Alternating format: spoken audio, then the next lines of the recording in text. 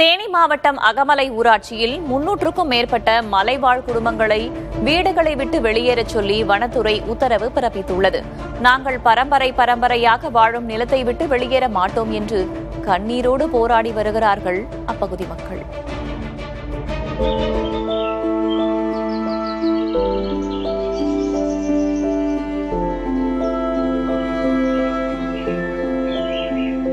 சொந்த மண்ணிலேயே அகதிகளாக்கப்படும் விளிம்பில் நிற்கிறார்கள் இந்த எளிய மக்கள்.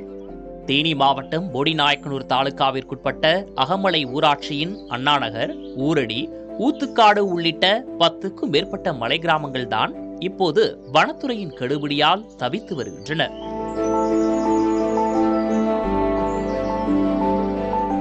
பல தலைமுறைகளாக இப்பகுதியில் வசித்து காபி, மிளகு, ஏலக்காய் என விவசாயம் செய்து வரும் 300க்கும் மேற்பட்ட குடும்பங்களை வெளியேறச் சொல்லி ஆணை வழங்கியிருக்கிறது வனத்துறை. எங்கள் நிலத்திலிருந்து எங்களை வெளியேற்றினால் எங்கே போவோம் என்கிறார் வீரம்மாள். அங்க 4-5 திறமை ஆயிடுச்சு. இதை விட்டு போனோம்னா எங்கேயும் எங்களுக்கு வழியே இல்லை, வீடு வாசல் எதுவும் இல்லை. வனத்துறையின் இந்த தொடர் அச்சுறுத்தலால் பழுதடைந்த வீடுகளை மராமத்து செய்ய முடிவதில்லை என வேதனைப்படுகின்றனர். எங்க முன்னோர்கள் இடத்துலதே நாங்க குடியிருக்கோம். இப்ப அடிக்கடி நோட்டீஸ் கொடுத்துக்கிட்டே இருந்தாங்க. இப்ப நான் புதுசா அந்த வீடு ஒழுகுதுன்னு சொல்லிட்டு வீடு கொஞ்சம் பராமரிப்பு பண்ணேன். அதனால என் மேல தப்பு சொல்லிட்டு எனக்கு கேஸ வேற போட்டிருந்தாங்க. கேஸ் போட்டதுக்கு பிறகு அடிக்கடி நோட்டீஸ் கொடுத்துக்கிட்டே இருக்காங்க. ரொம்ப மக்களுக்கெல்லாம் வெளியேற்றணும் அப்படிங்கிற முடிவுல இருக்காங்க.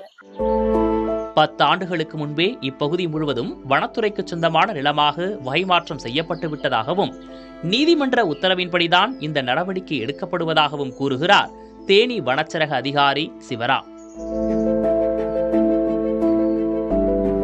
சாலை, குடிநீர், மின்சாரம் என அனைத்து அடிப்படை வசதிகளையும் பெற்று அரசிடம் வீட்டு வரியும் நிலவரியும் செலுத்தி வரும் தங்களை ஆக்கிரமிப்பாளர்கள் என்று வனத்துறை கூறுவது எந்த வகையில் நியாயம் என கேள்வி எழுப்பும் இம்மக்கள் தமிழக அரசு உடனடியாக தலையிட்டு தங்களுக்கு பட்டா வழங்க வேண்டும் என கோரிக்கை விடுத்துள்ளனர்.